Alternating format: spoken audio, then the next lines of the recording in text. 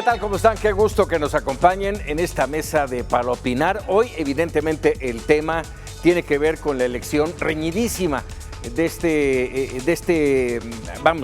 en la búsqueda del presidente número 46 de los Estados Unidos, y que bueno, finalmente el sábado 11:30 de la mañana más o menos se definió, así lo proclamaron a través de las proyecciones los canales de la televisión norteamericana, destacando el triunfo de Joe Biden, el demócrata, junto con Kamala Harris como vicepresidenta, la primera mujer que podrá ser vicepresidenta. Si es que las cosas no cambian, aún tengo mis dudas, y bueno, justamente para ahondar en lo que implica al interior de los Estados Unidos y en el exterior, en la política exterior de los Estados Unidos, lo que implica este triunfo demócrata. Y tengo el gusto de compartir esta mesa de análisis y de debate con Lila Abed, analista internacional. Lila, muchas gracias, bienvenida, buenas tardes. Rodrigo Aguilar Benignos, director de North American Project. Gracias, Rodrigo. Brenda Estefan, analista internacional. Brenda, muchísimas gracias. Y Juan María Naveja, analista internacional y colaborador de Mega Noticias TVC. Un gusto saludarlos. Muchas gracias. Igualmente. Buenas tardes. Igualmente. Vámonos porque el tiempo se nos va y yo de entrada les pregunto, ¿ganó Biden o perdió Trump? Inicio contigo, Lila. No, pues definitivamente ganó Biden. No se debe de poner en duda el hecho de que es presidente electo. Durante todas las elecciones presidenciales en la historia de Estados Unidos, el presidente que llega o supera los 270 votos en el colegio electoral es considerado el presidente electo. En estos momentos el presidente Donald Trump ya hace una estrategia legal para ganar ciertos estados en donde él dice que hubo fraude electoral, a pesar de que estudios que publica, por ejemplo, MIT, dice que la posibilidad de que haya fraude electoral en un estado es de 0.00004%. Entonces, no creo que vaya a tener mucho sustento legal, Paco, pero bueno, es su última batalla. Se esperaba que lo hiciera, normalizó la idea del fraude electoral durante toda su campaña, justamente para implementarlo en este momento, para hacer una batalla legal y con la intención de que llegue hasta la Corte Suprema, pero que no quede duda que Joe Biden es el presidente electo. ¿Compartes esa opinión, Brenda? Sí, comparto la opinión, Paco. Yo creo que es importante como mexicanos que conozcamos más a fondo el proceso electoral estadounidense. Quizás a la distancia nos llama la atención porque en el caso de México existe una autoridad electoral federal, pues que no sea en Estados Unidos una especie de INE la que dé a conocer el resultado. Lo cierto es que en el sistema estadounidense no existe esta figura. Tampoco es tradición, como es en otros países como Francia, que el Ministerio del Interior sea quien anuncia el ganador. Desde 1848 en Estados Unidos, la agencia de prensa Associated Press envía personas a las casillas de voto, obtiene información y con eso genera proyecciones que envía a los diversos medios de comunicación. De esta forma, los medios de comunicación, los directivos de cada medio, con la información que tienen, proyectan qué tan viable es la victoria en cada estado y de ahí también qué tan viable es la victoria final del presidente. Así se han cantado todas las elecciones de Estados Unidos, no es nada nuevo. Otra cosa que no es nueva es el voto por correo.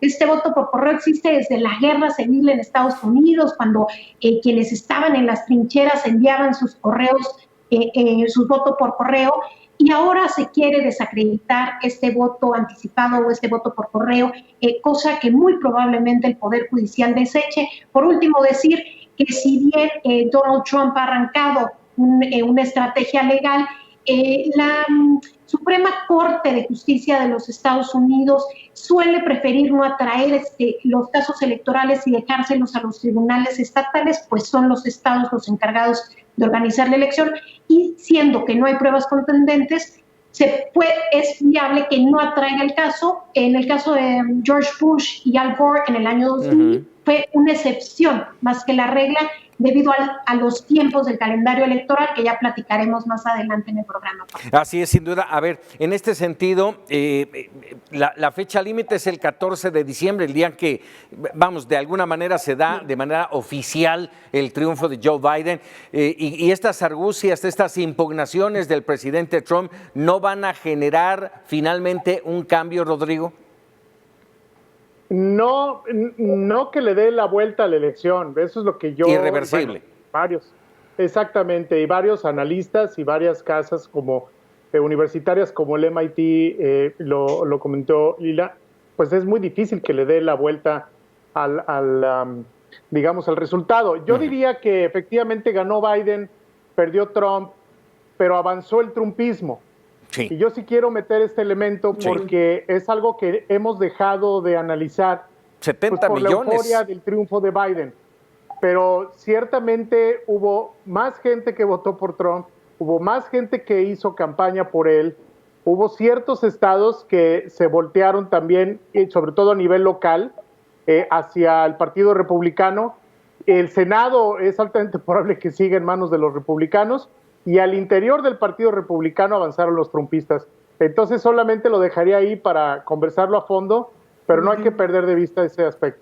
Así es, estamos hablando de más de 70 millones. Vamos, no le fue mal al presidente Trump si lo consideramos por el voto popular. Ya en el voto electoral las cosas cambiaron, pero finalmente, ¿crees, Juan María Naveja, que hubo fraude como lo señala el presidente Trump? Primero diría que ganó el mundo, Paco. Con ese resultado, quien gana es el mundo. Segundo lugar, que Trump diga que es fraude es pleonasmo. Imagínate nada más que Donald Trump hable de fraude, si él es un fraude viviente, él es un fraude que va por la vida. Entonces no me parece que tenga mucho crédito.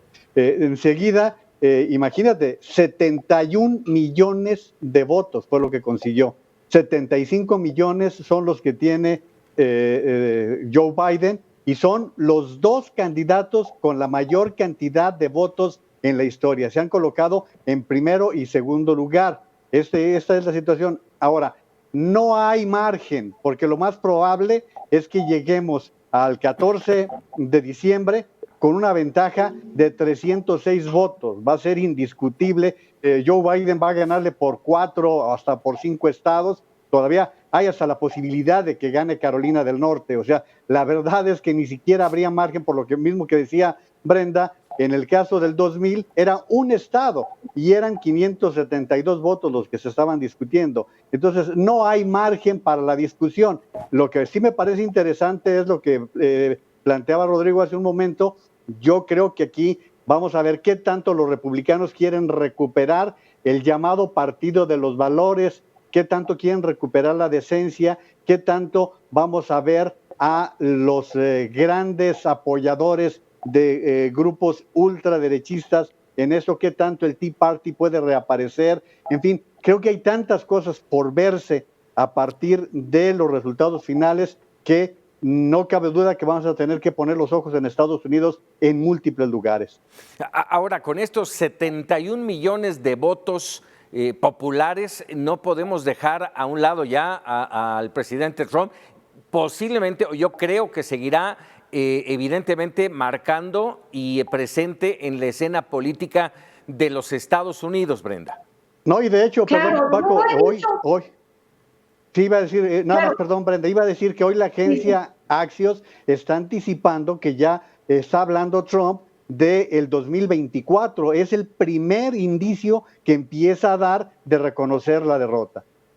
Brenda. Bueno, desde luego, la ley no le prohíbe a Donald Trump volverse a postular dentro de 4 años y esa es una posibilidad real que existe.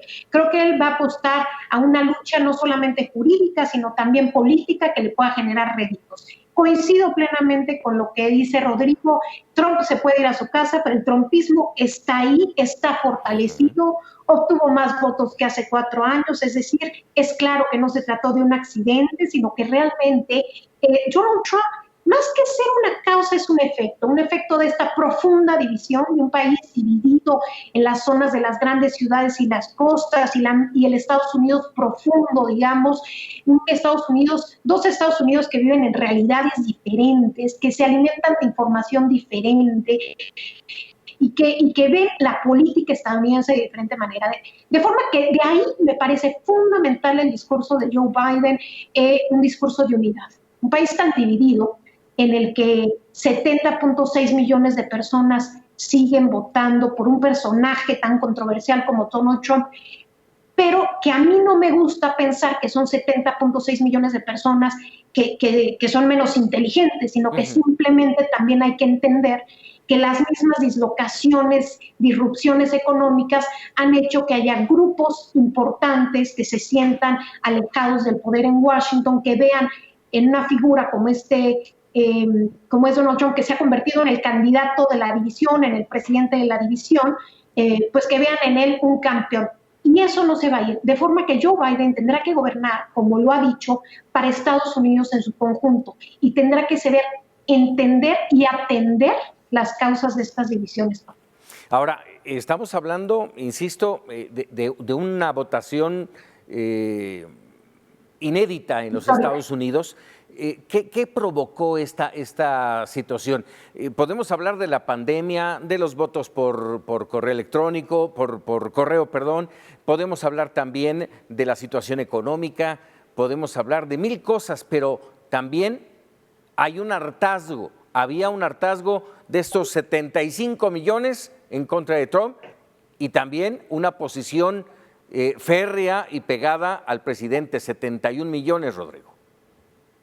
Sí, a ver, hay que recordar dónde estábamos en marzo, al inicio de la pandemia. Estábamos viendo un debate Bernie Sanders, Biden en Phoenix, que se canceló el 16 de marzo. Es decir, han pasado tantas cosas desde marzo y desde que empezó la pandemia, y obviamente el factor racial sigue siendo un factor determinante de por qué la gente también salió a votar con esos números. El factor de la ansiedad social, el manejo de la pandemia, la gestión gubernamental de la pandemia, la politización del tema de la pandemia, los símbolos, desde el tema del cubrebocas hasta el hecho de que el mismo Trump haya optado por hacer sus mítines masivos, donde hubo obviamente gente contagiada. En fin, me parece que es un cóctel, es multifactorial, pero sin duda, y no dejaría de decir de verdad, el tema racial, el tema de George Floyd, sin duda es un tema muy importante que observar en el tema de la campaña y el proceso electoral, porque definitivamente movilizó como nunca un movimiento tradicionalmente pues liderado y que aglutinaba a los afroamericanos, obviamente con simpatizantes no necesariamente afroamericanos, y eso es un factor también importante. Ahora, importante, esto no ha terminado, ¿eh? Se termina el 14 de diciembre ya con la decisión y bueno, el 20 de enero con la imposición ya de la toma de posesión del presidente número 46. Pero el tema todavía no termina, está pendiente el tema de la Cámara de Senadores. Hay 2 senadores pendientes y en este momento está muy equilibrado el Senado. ¿Qué tan bueno, qué tan malo puede ser esto, Lila? Pues mira, primero que nada creo que el Senado va a ser un reto para el presidente Biden cuando llegue a la Casa Blanca, especialmente si están los republicanos con una mayoría. Puede quedar conformado como una mayoría de 51 republicanos a 49 demócratas. En este caso, pues es muy probable que el líder mayoritario de la Cámara Alta, Mitch McConnell, siga como líder de la bancada republicana, y es una persona sumamente fiel al Partido Republicano, pero más que eso a Donald Trump. Entonces, en esta redefinición de qué vaya a hacer el Partido Republicano, me parece que sí le van a dar pues muchos golpes a Biden. Hay que recordar que en la Cámara Alta se llevan a cabo las confirmaciones de puestos muy importantes como secretarios de Estado, embajadores, jueces. Entonces, para armar su gabinete, Biden va a tener que negociar forzosamente con los republicanos en la Cámara Alta. Me parece que también aquí una cuestión muy importante que señalar, Paco, es que los demócratas también tienen un reto internamente en su partido. Vamos a recordar que todos se unieron para que ganara la campaña Joe Biden, pero adentro del Partido Demócrata hay una ala de izquierda muy radical compuesta por estos miembros del Congreso como Alessandro Ocasio-Cortez, Elizabeth Warren, Bernie Sanders, que van a tratar de empujar una agenda muy... Uy, te perdimos ahí un momento con este tema, pero en lo que recuperamos a Lila Beth, a ver, son 4 años, estamos hablando de 4 años de una enorme turbulencia al interior y al exterior de los Estados Unidos, con polarización igual adentro que afuera. Se peleó con todo mundo el presidente Trump, incluyendo por supuesto México, no podemos dejarlo fuera, aunque tiene sus bemoles el tema de México. ¿cómo dimensionar finalmente esta situación en el ámbito electoral? ¿Tuvo incidencia estas guerras internas y externas del presidente Trump, Juan María? Las internas sí, las externas el estadounidense no tiene una visión global tan importante, no ve la visión de un pueblo a otro. Imagínate si va a ver lo que está pasando con la OTAN. Ellos son globales en temas como Corea del Norte y eso. Pero mira, no quiero contradecir a Lila, pero Mitch McConnell es interesado en sí mismo. Él se ha adaptado a ser el líder de la mayoría republicana permanentemente. Como tú sabes, mi arraigo está en Georgia y creo que los demócratas van a tener una gran oportunidad de ganar inclusive los 2 lugares en el Senado de los Estados Unidos. El ánimo que reina en este momento en Georgia es realmente desbordante para Joe Biden. No sería de ninguna manera extraño que llegaran a tener la mayoría con los 50 o incluso que ganaran uno y perdieran el otro, pero evidentemente al tener la presencia de Kamala Harris como el voto de calidad, el voto número 51, pues sería parte de los equilibrios. Pero la otra parte que tú dices, Paco, es bien importante. La tarea de Joe Biden no solamente va a ser interna, va a ser recomponer todo lo que desajustó Donald Trump en el mundo. El acuerdo de París, el acuerdo de Irán, las relaciones con la OTAN, con la Organización Mundial de la Salud, con la Organización del Comercio. Es decir, rompió muchos equilibrios de los últimos 100 años, Paco. Así es. Y bueno, en todo ese entorno, tocabas el tema de Kamala Harris. ¿Qué tanto influyó Kamala Harris en la victoria de Joe Biden? Estamos hablando de una mujer carismática, fuerte, tenaz, con una enorme presencia en todos los campos, pero en la población migrante muy importante, Brenda, y evidentemente el abrirle ese mensaje de victoria a Joe Biden, germinó una situación muy interesante allá en Delaware.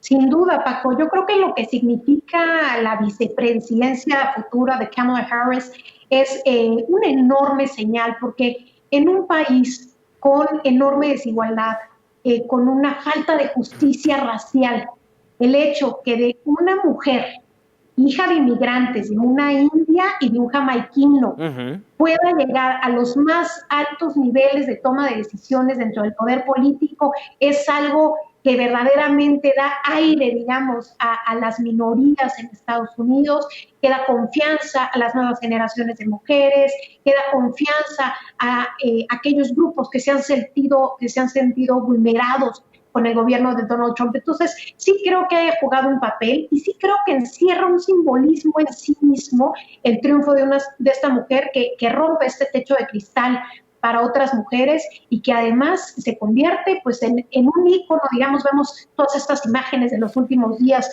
comparando a pequeñas niñas al lado de Kamala Harris, y el hecho de saber que se puede llegar a una posición de esta naturaleza, de esta envergadura, viniendo de una familia inmigrante, siendo mujer, etcétera, pues creo que tiene un enorme peso, Paco. A ver, dime una cosa, así como lo acabas de describir, Brenda, ¿pinta para más Kamala Harris? Sin duda. Mira, algo que todo el mundo dice, y digamos, ese comentario tras bambalinas, pues lo que se sabe, Joe Biden tiene 77 años, el 20 de noviembre cumple 78, será el presidente que entre en funciones con mayor edad, y para el fin de su primer término tendrá 82 años. Esto no significa que no pueda repostularse, habrá que ver cómo su salud, su estado de ánimo, sus energías, etcétera, se sienten, pero sí habrá una opción real a que la siguiente candidata pudiera ser en un momento dado Kamala Harris. Ahora, agregando nada más rápidamente, Rodrigo, en este tema han surgido versiones, no tiene ni 3 días de proclamarse ganador Joe Biden y ya empiezan a surgir algunos fantasmas. Hablan de su debilidad física, de su salud, hablan incluso de que podría no terminar su mandato y por ley, hasta donde entiendo, quien podría sucederle sería justamente Kamala Harris. Oye, Paco, la verdad es que estas especulaciones me parecen hasta un poco espeluznantes. Todavía ni le dan la constancia de mayoría y ya lo están matando. Así es. O sea, la verdad es que hay que ver, porque también la forma en la que segmentan el tiempo los anglosajones es muy distinta a la forma en la que segmentamos el tiempo en Latinoamérica y en otros países. O sea, cuando tienes candidatos y gente, obviamente, queriendo ser presidente a los 70 años, gente como Pat Buchanan, gente como pues, el mismo Ross Perot, o sea, el mismo Carter, bueno, Carter todavía andaba en los 60 cuando fue presidente, pero el mismo Reagan, ¿no? Entonces, a ver, no, eso no debe de ser factor. Yo creo que lo que hay que empezar ya a pensar es en la política pública que urge, en las prioridades de la administración Biden, en la composición de su gabinete. Yo sí veo, como bien dice Lila, obviamente una ala progresista que ya está empezando a exigir, que ya está empezando a cobrar facturas por ese apoyo. Y yo lo que menos esperaría es un gabinete casi como el que inició Trudeau, un gabinete prácticamente 50-50, hombres-mujeres, con algún miembro a lo mejor en el gabinete de los pueblos originarios, algún nativo americano. Es decir, a mí yo sí pienso que va a tener... también, ¿no, Rodrigo? Quizás Pete Buttigieg será miembro de la comunidad LGBT. Así es. Por supuesto, entonces yo creo que ahí va a haber mucha presión de los progresistas, pero obviamente pues también va a haber resistencias, porque hay que entender que en el Partido Demócrata también están los famosos Blue Collar Democrats, ¿no? Que son los demócratas un poco más conservadores que tienen que dar cuentas a su electorado conservador. Así es. Ahora, como bien dicen, el que pega primero pega dos veces, y en esta oportunidad a ver cómo dimensionar el primer mensaje después de la elección, Joe Biden. El segundo mensaje, Joe Biden. El tercer mensaje, el mensaje de la victoria, Joe Biden. Hoy, el primer mensaje prácticamente ya como presidente electo, cuando todavía, y ustedes me dirán si estoy equivocado o no, todavía no lo es, pero va marcando. Y de Trump, muy poco, y en Twitter. Lila. Sí, hoy vimos al presidente electo Joe Biden dar una conferencia sobre la estrategia que quiere implementar para abatir el coronavirus. Está haciendo un panel de expertos compuestos por 13 miembros bipartidistas. Él está a favor de hacer una estrategia completamente distinta a la de Donald Trump. Quiere basarse en la ciencia, en los expertos. Quiere, por ejemplo, el uso de cubrebocas, pruebas masivas. Es decir, esa va a ser una de sus primeras prioridades, pero también tiene que abordar el tema de la recuperación económica, por otra parte también el tema racial y obviamente el tema de cambio climático, que es uno de sus ejes centrales. Me parece que por parte de Donald Trump, él está enfocado en esta parte de batalla legal, de decir que hubo votos ilegales y los legales fueron los que los favorecieron a él. Es un poco irónico este discurso que maneja Trump, porque en la elección del 2016 ganó los estados de Michigan, Wisconsin y Pensilvania por 77,000 votos y ahora dice que hubo fraude electoral, pero en el 2016 pues no lo hubo. Me parece que Joe Biden estamos viendo que ya está tomando las riendas del gobierno de Estados Unidos, está enfocado en gobernar, mientras Donald Trump sigue con su show legal. Así es. Bueno, vamos a hacer una pausa y vamos a regresar justamente con el papel que a su juicio van a jugar en estos poco más de 2 meses hasta el 20 de enero Joe Biden y Donald Trump. ¿Qué papel van a jugar en la política interna de los Estados Unidos? ¿Cómo se van a manifestar? Y también vamos a ver qué es lo que va a pasar con Donald Trump. ¿Lo tendrán que sacar de la Casa Blanca? ¿Irá a la cárcel? Son temas interesantes. Regresamos para opinar. Ya estamos de regreso aquí para opinar.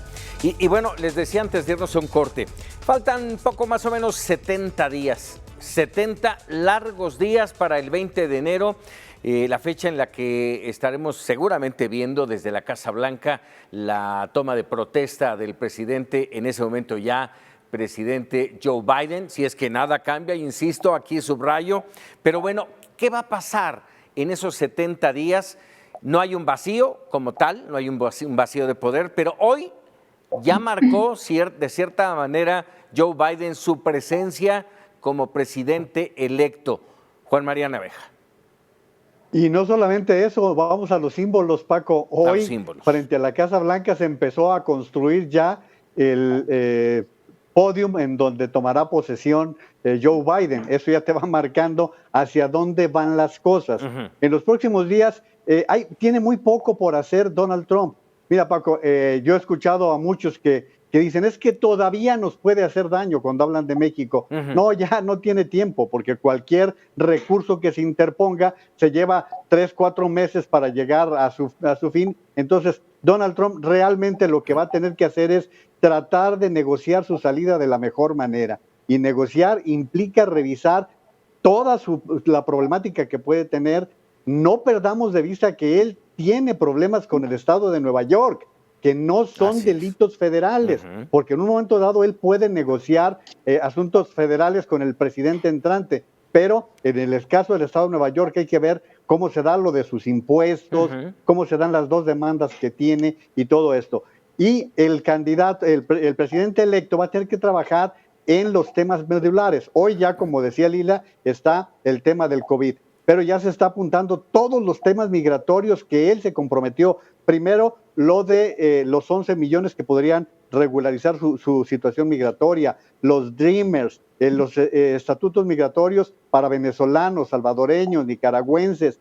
Es decir, hay un montón de temas en la agenda migratoria que él mismo tendrá que ir viendo, y luego la conformación del gabinete. Vamos a ver qué tantos compromisos, con lo que decía Rodrigo, se contrajeron cuando empezaron a declinar los aspirantes. A mí no me extrañaría, por ejemplo, que Andrew Yang fuera a comercio, que el alcalde Pitt fuera a una cartera juvenil, una cartera de esa naturaleza, Amy Klobuchar quizás hasta la Procuraduría, al Departamento de Justicia. Creo que vendrán tiempos muy interesantes en ese terreno, Paco. Sí, y bueno, y mientras eso ocurre, ya hoy un despido que ya estaba marcado, ya lo había dado a entender Mark Esper, que seguramente en unos días más estaría saliendo del gabinete. Y hoy se marca de nuevo y se confirma esa situación. ¿Qué esperar, insisto, Brenda, de un presidente que sigue siéndolo hasta el 20 de enero, pero que prácticamente ya está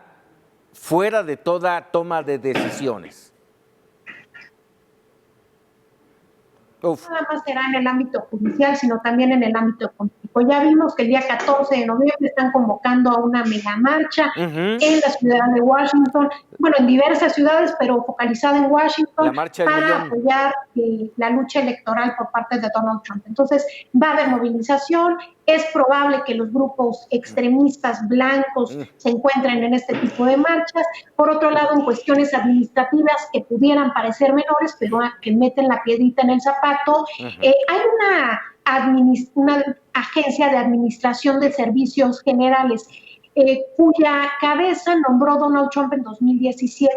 Y esta mujer, Emily, si alguien me recuerda el apellido, pero bueno, esta mujer, Emily, no quiere firmar la carta. Ella es la encargada, digamos, de dar el banderazo de salida al proceso de transición a nivel administrativo. Es ella la que lidera un fondo de $9.9 millones para el equipo de transición y la que le da acceso a información, a instalaciones del gobierno federal actual. Esta mujer se negó desde el día de ayer a firmar la carta y, de todas maneras, con argucia política, digamos, Biden está trabajando de alguna manera lateral en la transición por otros canales, pero sí Donald Trump buscará meter estas piedritas en el zapato, aunque yo estoy convencida que las posibilidades de que se revierta un triunfo de Biden son prácticamente nulas. Sin embargo, serán unas semanas complicadas, digamos. Y por otro lado, Paco, y me gustaría tocar este tema, en las redes sociales en México y en los medios de comunicación hemos visto un trasladar la política estadounidense a la política mexicana.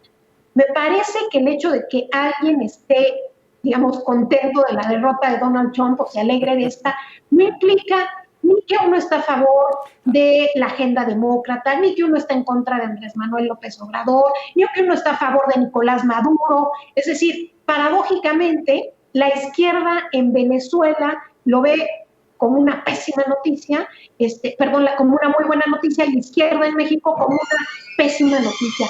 La geografía política latinoamericana nos ayuda poco a entender lo que significa la derrota de Donald Trump, y yo pienso que realmente quienes de alguna manera nos alegramos con esta derrota es porque creemos en la diplomacia, creemos en la política, descalificamos la mentira, y en ese sentido creo que un personaje como Donald Trump, que ha gobernado a base de críticas, de bullying, de racismo, de xenofobia, pues no es defendible. Sí, de amenazas. Independientemente de ideologías políticas. Así es, lo Ahora, discutía fíjate, yo. Paco, lo que dice Brenda es muy importante, sí, y es un mensaje más para el Partido Demócrata y la administración Biden. Si ellos quieren regresar a reconstruir la credibilidad global en los ámbitos multilaterales, en la cooperación regional, en la política exterior de la cooperación y todo esto, tiene que hacer las cosas distintas de como lo había hecho también Barack Obama, y como lo habían hecho también sus antecesores. Es decir, hay algo que tienen que estar haciendo de manera innovadora en materia de política exterior, precisamente para que hagan las cosas distintas, porque el modelo a final de cuentas es el que está agotado. Es decir, no es que esté mal la cooperación internacional y el multilateralismo, sino es que la forma en la que se ha estado haciendo deja a muchos con la impresión o la percepción de que no se están beneficiando de este globalismo, ¿no? Yo creo que esa es una de las materias más importantes que tenemos que analizar en la administración Biden. Es decir, si vamos a reactivar el TPP o si vamos a reactivar otro tipo de mecanismos internacionales o el mismo acuerdo nuclear con Irán, bueno, va a tener que ser de una manera más, novedosa. Es lo que está haciendo también incluso la Unión Europea con respecto a un proceso de post-Brexit, cómo logran sistemas de gobernanza intergubernamental, multilateral, de una manera más sólida, de una manera que incluya la agenda de los objetivos de desarrollo sustentable.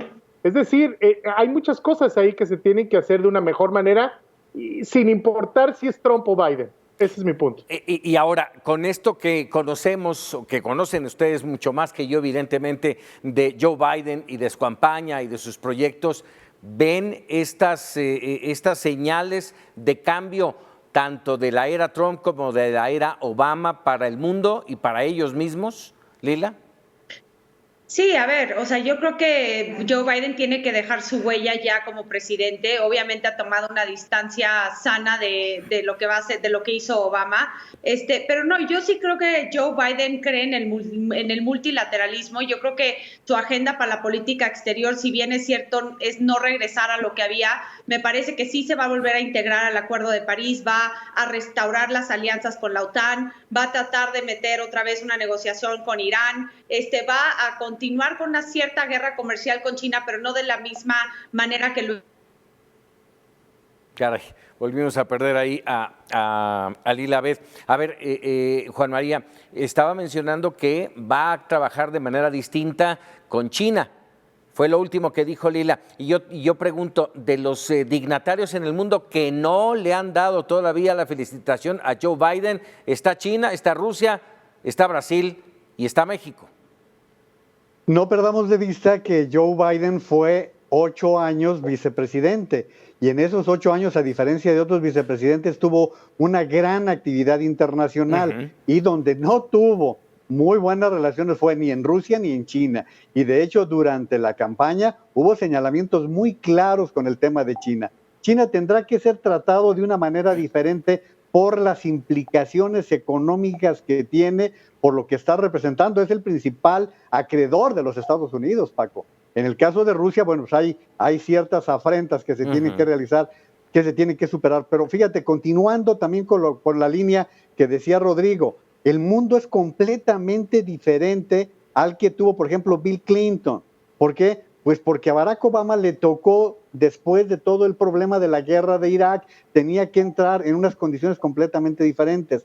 Hoy la geopolítica va a ser completamente distinta para Joe Biden, empezando porque tienes a un Emmanuel Macron, tenemos a una Angela Merkel que ya se va, tenemos a un Vladimir Putin que tiene hasta el 29, O sea, tenemos una serie de escenarios. El caso de Irán, ¿bajo qué condiciones? Si seguirá dándose una mayor apertura. Y yo agregaría lo que dijo Juan María, un multilateralismo mucho más debilitado. O sea, todo lo que dices, y además un multilateralismo mucho más debilitado que hace décadas, y en un momento de enormes retos globales donde lo que se requiere es cooperación entre países. Rodrigo. Totalmente. A ver, es que simplemente veamos en los esfuerzos frente a una pandemia, el multilateralismo reaccionó de una manera torpe y tardía, por decirlo menos. Entonces, imagínense eso con una amenaza de esta naturaleza. Ahora, las nuevas amenazas son las que todavía no sabemos cómo, digamos, atajarlas a nivel nacional y mucho menos a nivel internacional. Me refiero al ciberterrorismo, por ejemplo, ¿no? A las amenazas que representa la utilización de la inteligencia artificial y los dilemas éticos al respecto, ¿no? Entonces, ahí vienen otros retos. Bueno, el cambio climático, por supuesto, que es uno de los que también definitivamente va a regresar. Se ve muy clara ahí la trayectoria de Biden. Pero hay otros retos no menores que como humanidad estamos enfrentando. Digo, la pandemia es uno que estamos viviendo, pero que tenemos que reconstruir cómo cooperamos y cómo establecemos. Este modelo se agotó, el modelo de la posguerra está agotado y es lo que tenemos que reconstruir con nuevos liderazgos. Pero además, y en esa misma línea de Rodrigo, y tiene que ver con el efecto que decía Brenda de que Trump a final de cuentas es una consecuencia, y es que los estadounidenses y los británicos decidieron desde 1850, estaban cumpliendo un rol de liderazgo en el mundo y desde hace 4 años decidieron ya no hacerlo. Entonces, ellos son los que van a decidir si realmente estos países toman un rol o un liderazgo en el mundo o no lo toman. O cómo lo van a tomar. En esa misma línea de Rodrigo, Paco, creo que es muy importante la parte económica. La mayoría de los países se han endeudado. Ha crecido la deuda interna para poder hacer apoyos a los trabajadores, apoyos a las empresas. Por lo tanto, está dándose también un fenómeno de internamiento. La globalización como que está entrando en un impasse en este momento porque pues van a tratar también de sacar adelante la situación económica interna. Estamos viendo que el rebote económico que se está dando en Estados Unidos, aún en el caso de Estados Unidos, probablemente no sea suficiente para superar la caída que se sufrió, como dice Rodrigo, a raíz de la pandemia. Y si nos vamos a Europa, los países, aún los países fuertes también van a tener que enfrentar una situación económica delicada. A ver, ya tocaron el tema internacional y antes de que se nos termine el tiempo, porque para nosotros es fundamental saber, y eso es lo que nos interesa como en este caso al auditorio de Mega Noticias TVC y de Para Opinar, ¿cuál va a ser el camino de una relación con México? Una relación complicada, difícil, de alto riesgo. Estamos pensando que se van a acabar las amenazas, pero la realidad es que las complicaciones de esta relación se van a mantener, Lila. Sí, a ver, yo creo que aquí hay que hacer una distinción, Paco. Unos decían, ¿quién es mejor para México, Trump o Biden? Yo creo que hay que hacer una distinción de para quién es bueno para México y para quién es cómodo para Andrés Manuel López Obrador.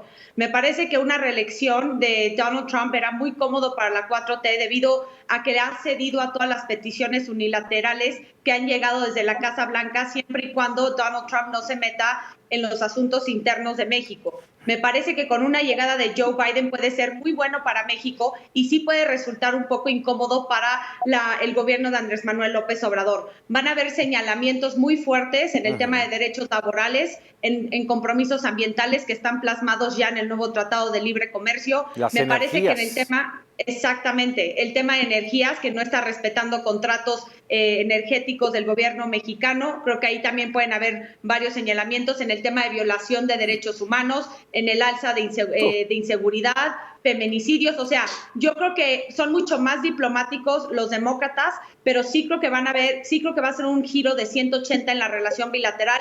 Esto no quiere decir que se vaya a dañar como tal la relación. Me parece que el gobierno mexicano necesita empezar a tender puentes con el gobierno de Joe Biden, porque bueno, obviamente el mensaje que emitió Andrés Manuel López Obrador de no querer felicitar al presidente electo hasta que terminen las batallas legales, pues ya también manda una señal, a mi parecer, equivocada, porque también hay que recordar que en julio visitó la Casa Blanca cuando estaba Donald Trump en pleno proceso electoral, al igual que, bueno, siempre ha estado con una cierta amistad con Donald Trump, aunque Donald Trump no tiene amigos, y cada vez que dice que Andrés Manuel López Obrador es su amigo, lo sigue con el hecho de que mandó a todas las tropas a nuestra frontera norte. Sí. Entonces me parece que va a ser una relación completamente distinta.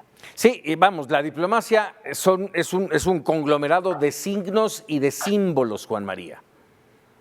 Y aquí, mira, hay dos aspectos que yo creo que hay que destacar. Uno, la migración.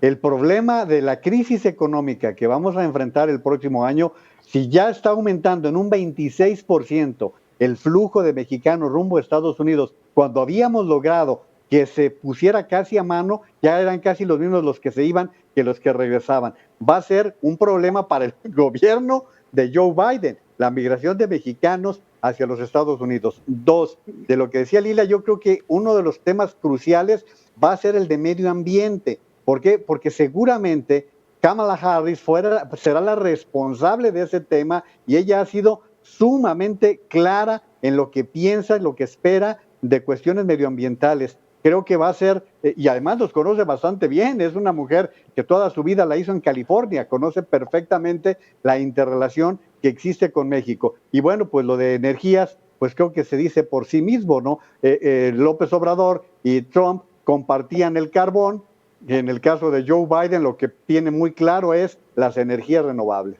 Sí, tocaron tanto Lila como Juan María el tema de la migración y yo te pregunto, Brenda, ¿y entonces en qué quedó el muro? Mira, el muro se va a dejar de construir, ese es un hecho. La relación bilateral, Paco, es muy compleja, abarca un sinnúmero de temas, es decir, desde la vaquita marina hasta la migración. Es verdaderamente... drogas, armas... Así es. Sin embargo, durante la administración Trump, por un mismo desinterés de la Casa Blanca, ostracismo, se limitó a un par de temas, puntualmente el tema migratorio, el control de centroamericanos por parte del gobierno de México, fue uno de los temas que gobernó, digamos, la agenda. Podríamos esperar que se amplíe la agenda, que vuelvan a la mesa de negociación diversos temas, que se retomen los cauces institucionales, que se elimine el tono estruendoso de la política exterior tuitera, ¿no? Podemos esperar también que un personaje como Biden, que conoce bien Centroamérica, en todo su gobierno, Donald Trump visitó una vez la América Latina, solamente fue una vez Argentina. Entonces, realmente hubo un desinterés. Lo que podemos esperar de Joe Biden, que estuvo durante sus 8 años de vicepresidentes con una agenda activa en América Latina, pues es mayor interés por la región, quizás un enfoque que genere más tracción con la Cancillería actual en términos de desarrollo de Centroamérica, esta visión de responsabilidad compartida para fortalecer el desarrollo centroamericano. Quizás esos sean algunos de los temas relevantes. Desde luego, Biden ha dicho que en sus primeros 100 días de gobierno echará para atrás aberrantes medidas de la administración Trump, como el programa Tolerancia Cero, como los mal llamados protocolos de protección migratoria, que no es otra cosa que quédate en México. La separación de familias. Y esto le traerá alivio a nuestro país en el tema migratorio, sin menoscabo de la presión que ya mencionaron Lila y Juan María en temas de cumplimiento con el capítulo laboral del TEMEC y de medio ambiente civil. Sí, bueno, insisto, el tema migratorio también hay que subrayar la división de familias, estos más de 500 niños que en este momento la autoridad, el gobierno norteamericano no ha sido capaz de volver a unir con sus familias y ese es un tema que hay que subrayar insistentemente. Inhumano. Inhumano, así es, totalmente de acuerdo. Rodrigo, a ver, en este entorno el presidente de México ha dicho que no se va a pronunciar hasta que lo hagan las autoridades de los Estados Unidos. ¿Es necesario? En este momento ya es un hecho la victoria de Joe Biden. A ver, a mí me parece, mucha gente se escandalizó en México por esta posición del presidente López Obrador. A mí la verdad no me escandaliza, a mí me parece una medida prudente, no porque Trudeau lo haga, quiere decir que el presidente de México lo tenga que hacer. Hay que respetar también las soberanías.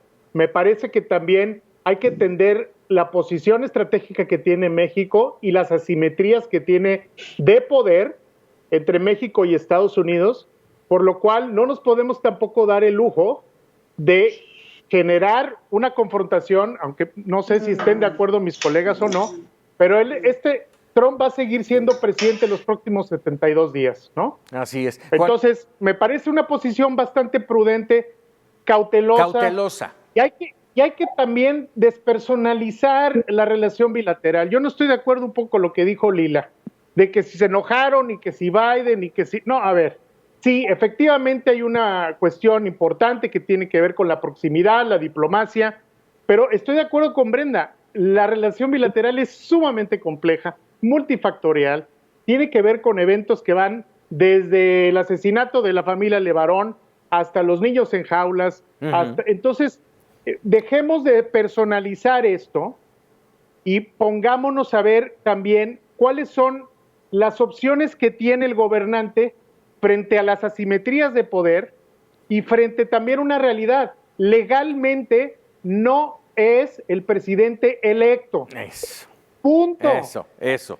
Es importante. O sea, a ver, que lo haga Trudeau muy bien, que lo haga la alcaldesa de París también, todos los líderes del mundo.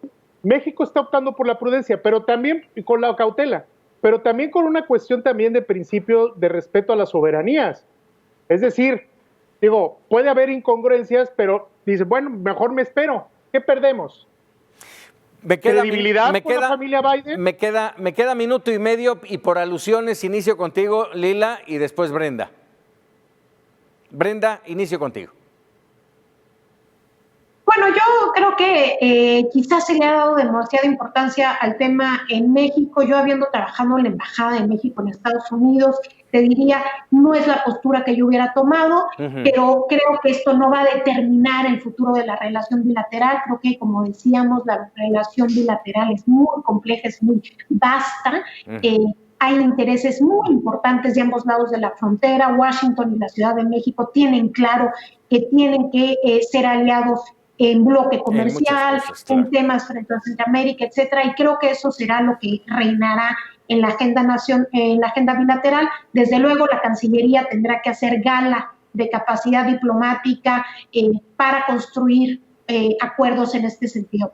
Así, estamos hablando de una frontera de más de 3,000 kilómetros, así es de que, y eso agrégale todo el tema comercial, Juan María.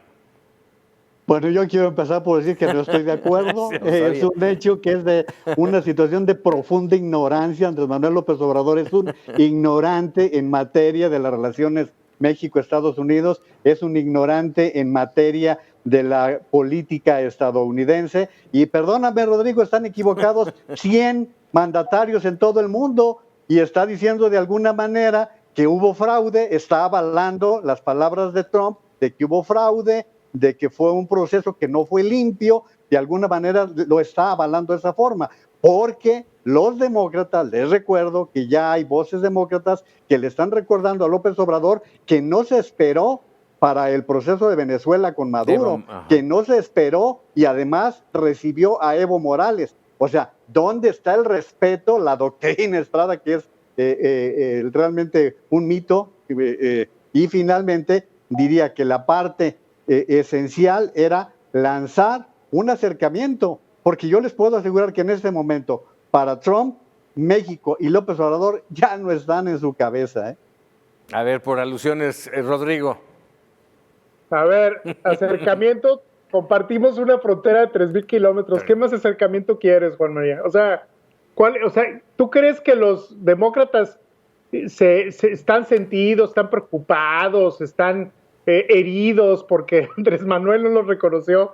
De verdad, dejemos de pensar que somos el ombligo de los americanos, hay toda una realidad binacional, toda una realidad fronteriza que rebasa cualquier tipo de susceptibilidades. O sea, probablemente se te pudo haber hecho un acto de suma ignorancia. A mí me parece, de hecho, estratégico, y hasta ahí lo dejo. Si algo no es ignorante ni el presidente López Obrador, ni el canciller Marcelo Ebrard, es de la historia de México y la historia que tiene México con los Estados Unidos. Yo creo que es, eso sí, del grupo gobernante, yo sí diría que si alguien sabe de historia, es este grupo gobernante. Para cerrar, Brenda. Pues creo que estamos totalmente en posiciones diametrales. Yo estoy con el presidente de la República es un historiador de estampitas, Marcelo sí, y de hecho hoy varios columnistas están consignando el hecho de que tanto la embajadora como Marcelo estaban a favor de mandar un mensaje a Joe Biden. Brenda. Bueno, yo cerramos. Para cerrar, no estoy de acuerdo, digamos, con el enfoque del gobierno, pero no creo que sea el fin de la relación ni un punto de inflexión en la relación bilateral. Yo confío en que la capacidad del cuerpo diplomático mexicano haga que podamos tender lazos con Washington, que se abren oportunidades interesantes. México va a ocupar un asiento en el Consejo de Seguridad de Naciones Unidas a partir de enero por el periodo 2021-2022. Tendremos que llevar una voz en temas internacionales. Esperemos que esta voz sea aprovechada. También se abre la oportunidad de jugar una especie de engrane entre América Central y Washington en esta política de visión compartida respecto al desarrollo centroamericano, incluso en ser un nodo de comunicación entre gobiernos de otros países de la región que pudieran ser más cercanos al gobierno mexicano actual y Washington. Creo que México tiene una oportunidad de jugar un papel más importante en la política internacional. Esperemos que la aproveche para beneficio de los intereses de México. Así es, esperamos una mucho mejor relación binacional entre México y los Estados Unidos, provechosa para ambos países y, bueno, por supuesto, en este caso, para los mexicanos. Hacemos una pausa y regresamos para...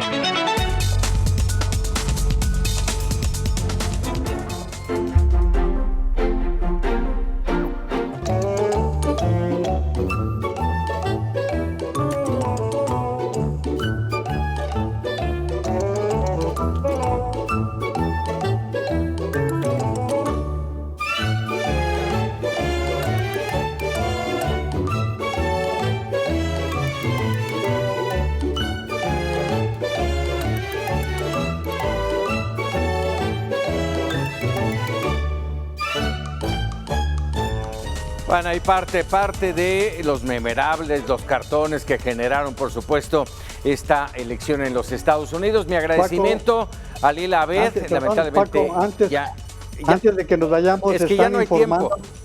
No, nada más informarte que Perú tiene el Congreso está determinando que el presidente Martín Vizcarra es destituido. Esta es una verdadera crisis en el Perú. En el Perú. Te agradezco mucho, Juan María, y bueno, por supuesto, le agradezco a Lila Abed, a Brenda Estefan, a Rodrigo Aguilar Benignos y a Juan María Naveja, que nos hayan acompañado en esta mesa para opinar. Muchísimas gracias. Gracias, Paco. Saludos. Hasta luego. Al contrario, hasta luego. Gracias, hasta luego.